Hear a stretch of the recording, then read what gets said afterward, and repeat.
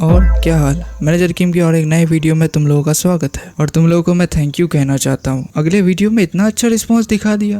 इतनी खुशी मुझे आज तक। वैसे रिस्पांस दिखाने का भी एक रीजन होता है। एक रीजन कहना तो गलत होगा, दो बड़े बड़े रीजंस हैं। ये दो बड़े बड़े रीजंस किसी को मिल जाए तो वो बंदा तो बैंक भी लूट के आ जाए। अब किम को और एक मिशन मिल चुका है, लेकिन इस बार उसे मनाना है किसे? एक संकी बुड्ढे को। पिछला वीडियो जिन्होंने भी देखा है उन्हें पता है कि किम के ऊपर इस बुड्ढे ने हाथ उठाया था।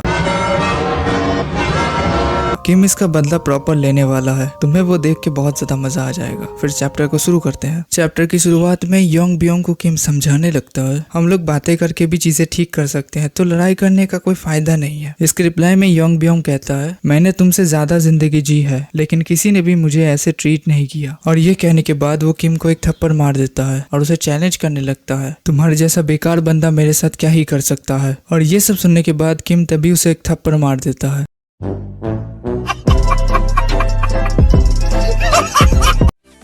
और इसे यून जंग भी हैरान हो जाती है और किम कहता है, तुम क्या सोच रहे हो, मैं तुम्हारे पर शक्ति नहीं दिखा सकता। इसके बाद फिर से योंग बियोंग किम को एक थप्पड़ मारता है और इस थप्पड़ से किम को चढ़ जाता है गुस्सा। वो इतनी जोर से योंग बियोंग को थप्पड़ मारता है कि वो जमीन पे गिर जाता है और किम उससे कहने लगता है, तुमने क्या सोचा मैं कौन हूँ? मैंने सुना है तुम्हारा बहुत नाम चलता है, लेकिन शुरुआत तुम नहीं की थी। इसके बाद योंग बियोंग का जो बॉडीगार्ड होता है वो किम के ऊपर हमला करना शुरू करता है और किम उसके हमले से डॉज कर रहा होता है। इसके बाद उसका बॉडीगार्ड किम के ऊपर एक किक से हमला करता है और किम उस हमले को एक सीपीयू की मदद से रोकता है। और यहीं पे योंग बियोंग का बॉडीगार्ड रुकता नहीं है, वो किम के ऊपर हमला करे ही जा रहा होता है और किम उसके हमले से डॉज कर रहा होता है। और इस समय यून जंग किम को देखते हुए सोचने लगती है, अगर इस आदमी का प्लान ऐसे वाइल्ड जाना है तो मैं ये कर नहीं पाती। इसके बाद तभी किम कहता है, दैट्स इनफ मिसेस चोई यून जंग, क्या हम लोग जा सकते हैं? अभी मेरा इन लोगों के साथ मिलना हो गया, मैंने देख लिया है, ये लोग चेंज नहीं होने वाले, हमें अभी जाना चाहिए। और ये सब सुनने के बाद योंग बियोंग को चढ़ता है गुस्सा। वो सामने के फ्लावर पॉट को उठाता है और किम के सर में फोड़ देता है। इसके बाद किम ऐसी एक चीज करता है जिसे देख के योंग बियोंग भी हैरान हो जाता है। वो उससे माफी मांग लेता है हर एक चीज के लिए और वहां से चला जाता है। और किम के जाने के बाद योंग बियोंग कहने लगता है, वो बंदा पूरी तरीके से पागल है। इसके बाद तभी योंग बियोंग का एक एम्प्लॉय आके उससे खबर देता है कि बहुत बड़ी प्रॉब्लम हो चुकी है। और योंग बियोंग को लग रहा था कि इससे ज्यादा वर्स और क्या हो सकता है। उसका आदमी इसके रिप्लाई में कहता है, प्रोसिक्यूशन इस तरफ आ रहे हैं, आपके खिलाफ इमरजेंसी अरेस्ट जारी हो चुका है। और ये सुनने के बाद योंग बियोंग के पैरों तले से जमीन खिसक जाती है। इसके बाद सीन चेंज करके हमें किम की तरफ दिखाया जाता है जो योंग बियोंग की कंपनी से बाहर आ चुका है। इसके बाद हमें छोटा सा फ्लैशबैक दिखाया जाता है जहाँ पे मिन ह्यूक अपने फोन को दिखाते हुए किम से कहने लगता है, ये मेरा वीआईपी फोन है। पॉलिटिकल सर्कल से शुरू करके उन्होंने कितना घूस लिया है उस सब का एविडेंस इस फोन के अंदर है। और जितने भी बिजनेसेस के फिगर्स हैं उन सब का सीक्रेट इसके अंदर है। और तुमने मेंशन किया था चेयरमैन चो योंग बियोंग, उसके ऊपर भी मैंने अच्छे से इन्वेस्टिगेट किया। प्रोसिक्यूशन उसके ऊपर 2 साल से इन्वेस्टिगेशन कर रही है और जो इन्वेस्टिगेट कर रहा है बहुत ज्यादा फेमस है। उसका नाम है Park Jang Gu, known as the hunting dog. वो इस केस के अंदर असाइंड हुआ है। जब करप्शन की बात आती है वो बंदा इन्फॉर्मेशन निकालने में बहुत ही अच्छा है। वो तो हमारे गोल्ड डोर तक आ चुका था। ये बहुत सारी चीजें बताती हैं उसके बारे में। बेशक वो हमें पकड़ नहीं पाया क्योंकि वो तुम्हारा गोल था। वैसे तुम्हें चेयरमैन चो योंग बियोंग का अप्रूवल चाहिए है ना? वैसे हम लोग उसे थ्रेटन करने के लिए भी इसे यूज कर सकते हैं। और किम इसके रिप्लाई में कहता है, नहीं, यहाँ पे थ्रेटन करने की कोई जरूरत नहीं है, हमें सिर्फ इंश्योर करना है कि वो लोग हमें अपोज ना करें। और मिन ह्यूक समझ जाता है कि किम क्या करना चाहता है। इसके बाद हम प्रेजेंट में देख पाते हैं जहाँ पे योंग बियोंग जंग गू से कह रहा होता है, कमी ने कही कि तुम यहाँ पे क्या कर रहे हो? मैं श्योर हूँ वही लास्ट टाइम था। जंग गू इसके रिप्लाई में कहते हैं, वो तो पास्ट था।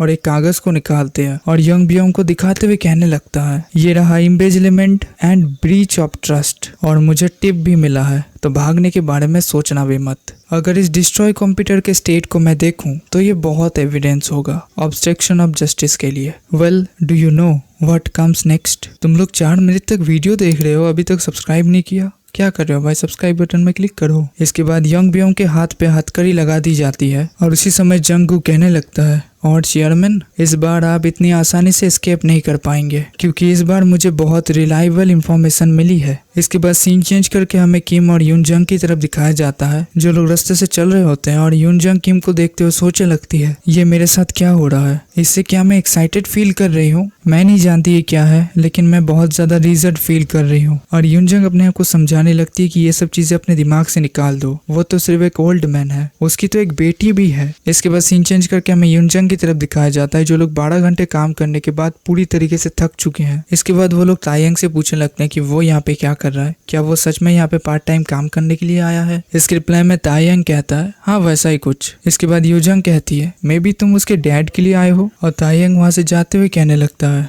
वैसा कुछ भी नहीं है, तुम लोगों ने बहुत अच्छा काम किया, मैं अभी जा रहा हूँ। और तभी वो पीछे मुड़ के मिंजी से कहने लगता है तुम्हारे डैड के बारे में। और हमें उन लोगों के पीछे एक परछाई दिखाई जाती है, और वो परछाई और किसी की नहीं, जो कैंग चैन की है। वो मिंजी से कहने लगता है, मैं तुमसे मिलना चाहता था, आई कांट बिलीव हम लोग को ऐसे मिलना पड़ रहा है, बहुत दिन बीत चुके हैं। और मिंजी उसे देख के शॉक्ड हो जाती है, और वो कहती है, तुम तो। और जो कैंग चैन कहता है, हाँ उस समय बहुत सारी चीजें हो गई, और अभी I am trying to get my life together.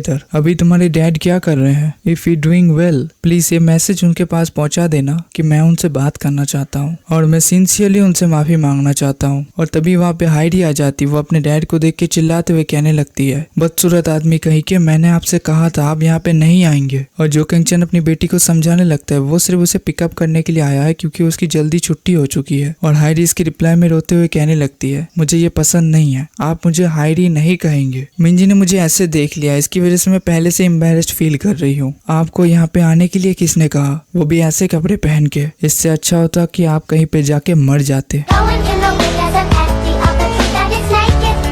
It's what और मिंजी को यहाँ से हिट होता है कि हाइडी अभी जो कर रही है, जो मिंजी के पास्ट से रिजेंबल करता है, और इसकी वजह से ही वो उसके फीलिंग्स और इमोशंस को समझ सकती है। और वो हाइडी से कहने लगती है, मैंने बहुत पहले से महसूस कर लिया था कि तुम बहुत ज्यादा क्रूअल हो। और वो हाइडी की तरफ ही आगे बढ़ रही थी, और वो कहती है, he is still your dad. और ये कहने के बाद वो हाइडी को एक थप्पड़ मार देती है। इसके बाद मिंजी सोचने लगती है, आई अंडरस्टैंड एवरीथिंग, इसका सोल्यूशन क्या है वो भी मैं जानती हूँ। हिट होने के बाद जब मैं अपने होशो आवास में आई थी, तब मैंने रियलाइज किया था कि फैमिली कितनी ज्यादा कीमती होती है। ये रिडिकुलस है, मैं सोचती हूँ मुझे इतना समय लग गया ये रियलाइज करने में। एक प्यार करने वाली फैमिली होना ऐसा कुछ नहीं है जिसे हल्के में लेना चाहिए। और वो हाइडी से कहने लगती है, हाइडी तुम सच में बहुत ज्यादा ऑफुल हो, और यही तुम्हारा नेचर है, तुम्हें इससे बाहर तो निकलना पड़ेगा। तुम जैसे लोगों को ठीक करने का एक ही रास्ता है, इज बाय हिटिंग देम। हो सकता है मैं इस जगह पे नहीं हूँ कि मैं तुम्हें ये सब चीजें कहूँ, लेकिन तुम्हें डेफिनेटली मार की जरूरत है। इसके बाद हमें हाइडी की थोड़ी सी बैक स्टोरी दिखाई जाती है कि किम के साथ पंगा लेने के बाद उन लोगों की हालत क्या हो गई। पहले हम लोग हाइडी के मॉम को देख पाते हैं, जो कैंग चैन से कह रही होती है, तुम क्या कह रहे हो, तुम बोट शिप पे जा रहे हो। इसके रिप्लाई में जो कैंग चैन कहता है, मुझे रोकने के बारे में सोचना भी मत, मैंने अपनी कंपनी को खो दिया जिसे बनाने के लिए मैंने अपनी पूरी जिंदगी लगा दी। बिकॉज ऑफ माई मिस्टेक्स मैं अपनी फैमिली को खोना नहीं चाहता, चाहे कुछ भी हो जाए। I will start over from the bottom. इसके बाद हमें हाइडी की स्कूल लाइफ दिखाई जाती है, जहाँ पे 2 लड़कियां उसे बुली कर रही होती हैं, और वो लोग कहने लगती हैं, हम लोगों ने सुना तुम्हारी फैमिली बैंकरप्ट हो चुकी है। पहले तुम इसके बारे में बात करती रहती थी कि तुम्हारी फैमिली कितनी ज्यादा अच्छी कर रही है, तुम्हें अभी बहुत ज्यादा प्राउड महसूस हो रहा होगा। और हाइडी उस समय सोचने लगती है,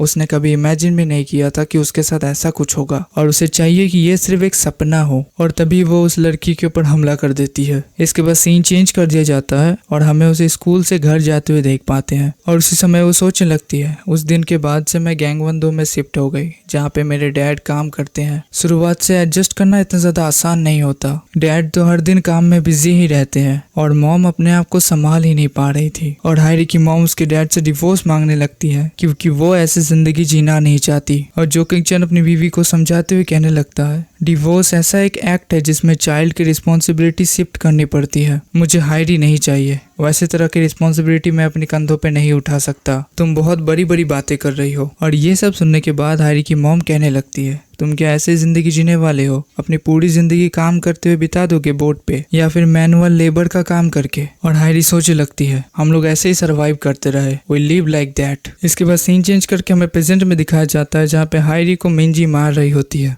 और ये सब देखते हुए जो किंग चैन मिंजी को रुकने के लिए कहने लगता है, और वो हाइडी से रोते हुए माफी मांगने लगता है। वो यूजलेस है, उसके लिए वो रिलायबल डैड नहीं हो पाए जो उसे चाहिए था। और ये सब सुनने के बाद मिंजी जो किंग चैन को कन्फ्रंट करती है, ये कुछ ज्यादा ही नहीं हो रहा, of course I am sorry हायरी को आपके सामने मारने के लिए, लेकिन अभी भी आप उसके गलतियों को इग्नोर कर रहे हैं। एटलीस्ट जब जरूरी होता है तब उसे आपको डांटना चाहिए। मैं अभी भी रिग्रेट करती हूँ जो भी बुरी चीजें मैंने अपने डैड को कही थी। हायरी भी इसे एक दिन समझेगी। और ये सब सुनने के बाद हायरी वहाँ से भागने लगती है। इसके बाद सीन चेंज करके हमें किम को दिखाया जाता है, जहाँ पे ड्यूकमैन उसे फोन पे कह रहा होता है यहाँ पे एक इशू आ चुका है, मैं क्या करूँ, क्योंकि हमारे मैनेजर किम अपने काम में इतने अच्छे हैं। हमारे साथ काम करने का क्या ख्याल है, मैं ये मेक श्योर करूंगा तुम कभी भी डिसअपॉइंटेड ना हो। इसके रिप्लाई में किम कहता है आई एम सॉरी, आप तो जानते हैं मैं किस कंपनी से बिलोंग करता हूँ। इसे असाइड में रख के क्या सब कुछ अभी खत्म हो चुका है, अभी और कुछ करने के लिए बचा है। इसके रिप्लाई में ड्यूकमैन कहता है नहीं और कुछ बचा नहीं है, सब खत्म हो चुका है। अभी जो तुम्हें करना है वो है इन्वेस्टर को सेफली घर पहुंचा देना, और यही तुम्हारा लास्ट मिशन होगा। अभी मैं पैसों को ट्रांसफर कर दे रहा हूँ, thanks for your hard work. और ये कहने के बाद वो फोन काट देता है और वो कहता है सब लोगों ने सुन लिया है ना, इसके साथ हम होंगे taking over the private investment road project, इसमें आगे कोई चेंज नहीं होने वाला। और वहाँ पे दो लोग ये सब चीजें सुन रहे थे, एक है डेविड ली और एक है जियोंग मिन। और डेविड ली कहता है मैंने जैसा एक्सपेक्ट किया था ड्यूकमैन, मैं तुम्हें जब भी देखता हूँ तुम इतने ज्यादा ही उतावले रहते हो। और जियोंग मिन रोते हुए कहने लगता है कोरिया के अंदर बिजनेस करने के लिए आपको सचमुच ड्यूकमैन जैसा बनना पड़ेगा। और ये सब सुनने के बाद डेविड ली जियोंग मिन को दिलासा देते हुए कहने लगता है इतना मत रो जियोंग मिन, और भी रास्ते होते हैं। फॉर एग्जाम्पल हम दोनों मिलकर ड्यूकमैन के ऊपर पीछे से हमला कर सकते हैं और उसे पूरा ही निगल लेंगे। ड्यूकमैन हम ये ध्यान रखेंगे तुम्हें खाने के समय बहुत सारे आलू दिया जाए, क्योंकि गैंग 1-2 के लोग आलू पसंद करते हैं। और इसके रिप्लाई में ड्यूकमैन हंसते हुए कहने लगता है मैंने जैसा एक्सपेक्ट किया था तुम लोग इंटरेस्टिंग हो, फिर मैं तुम्हें क्या कुछ इंटरेस्टिंग चीज कहूँ, क्योंकि गैंग 1-2 ही मेरा होम टाउन है। I am a complete local around here. इसके बाद वो डेविड ली के एक बॉडीगार्ड के ऊपर हमला करते हुए कहने लगता है लेकिन तुम लोग क्या जानते हो मैं किस चीज को बहुत ज्यादा नफरत करता हूँ, वो है पोटैटो। क्या ये आयरॉनिक नहीं है, मैं गैंग 1-2 से हूँ। मेरे कहने का मतलब यही है गैंग 1-2 के लोग सच में पोटैटो पसंद करते हैं, लेकिन मैं तुम जैसे कमीनों को बर्दाश्त नहीं कर सकता। मैं यहाँ पे हर किसी को मार डालना चाहता हूँ। मैं जो कह रहा हूँ वो कोई मजाक नहीं है, एवरी सिंगल थिंग यू से। इसकी वजह से मैं तुम्हें बीच में से फाड़ डालना चाहता हूँ। और ये कहने के बाद वो उन दोनों की तरफ ही आगे बढ़ने लगता है, लेकिन जियोंग मिन की जो बॉडीगार्ड होती है जिसका नाम है वेलेंटीना, वो ड्यूकमैन को रोकते हुए चेतावनी देती है वो अपने लाइन को क्रॉस ना करे, अगर वो करता है तो हो सकता है वो मर जाए। और ये सुनने के बाद ड्यूकमैन हंसते हुए कहता है क्या वो तुम हो, क्या तुम वही पर्सन हो जिसके बारे में मैनेजर किम ने मुझसे कहा था केयरफुल रहने के लिए। इसके बाद हमें छोटा सा फ्लैशबैक दिखाया जाता है जहाँ पे ड्यूकमैन किम से कह रहा होता है वैसे तुम्हें क्या पता है डेविड और यांग जियोंग मिन वो लोग भी जल्दी हमारे साथ जुड़ने वाले हैं। और किम इसके रिप्लाई में कहता है तुम्हें केयरफुल रहना पड़ेगा, अगर तुम अकेले हो तो सडनली वो लोग तुम्हें बिट्रे कर देंगे। और ये सब सुनने के बाद ड्यूकमैन कहता है मैनेजर किम तुम इस चीज के बारे में चिंता कर रहे हो, मैं चू ड्यूकमैन हूँ, गैंग 1-2 का चू ड्यूकमैन। अगर कोई मुझे हराना चाहता है, लेकिन तभी किम बात को काटते हुए कहने लगता है ये ऐसा नहीं है कि मैं आपके ऊपर ट्रस्ट नहीं करता, वहाँ पे कोई एक है जो बहुत ज्यादा डेंजरस है, आपको उससे केयरफुल रहना पड़ेगा। इसके बाद हमें प्रेजेंट में दिखाया जाता है जहाँ पे ड्यूकमैन वेलेंटीना से कहने लगता है परफेक्ट टाइमिंग, मैं बहुत ज्यादा क्यूरियस हूँ तुम्हारे स्किल्स के बारे में। ऑलराइट, फिर देखते हैं तुम्हारे पास क्या है। इसके बाद तभी किम नैरेटिवली कहने लगता है देख के ऐसा लगा वो टेम्पररी एक मर्सनरी के हिसाब से यहाँ पे है, वो ऐसी कोई है जिसे यहाँ पे नहीं होना चाहिए। मुझे नहीं पता वो मर्सनरी के हिसाब से काम क्यों कर रही है, प्रोबेबली इस मिशन के अंदर मैं जितने दूर सोच पा रहा हूँ वही फाइनल बॉस है। किम का नरेशन खत्म और ड्यूकमैन कहने लगता है चलो देखते हैं मर्सनरी ग्रुप एरिस की कैपेबिलिटी कितनी है। तो वीडियो में यही तक रखते हैं और 2 चैप्टर बाकी है, उनके ऊपर भी वीडियो जल्दी आ जाएगा। वैसे तुम लोगों ने मुझे 2 रिकमेंडेशन दिया था, 2 भाई की तरफ से आया था, उनके ऊपर भी बात करना शुरू कर दूंगा मैं, क्योंकि जब तक मैनेजर किम का चैप्टर नहीं आता तो उन दिनों मैं क्या अपलोड करूंगा। तो तुम लोगों का अगर और कोई रिकमेंडेशन है तो तुम लोग कमेंट सेक्शन में बता सकते हो। मैनेजर किम के पुराने वीडियोस को अगर तुम लोगों ने नहीं देखा है तो इस तरफ आ रहा होगा, और अगर तुम लोगों को जानना है कि गॉड ऑफ हाई स्कूल इतना ज्यादा पॉपुलर हुआ कैसे तो इस तरफ आ रहा होगा, तो मैं तुम लोग को वहीं पे मिलूंगा।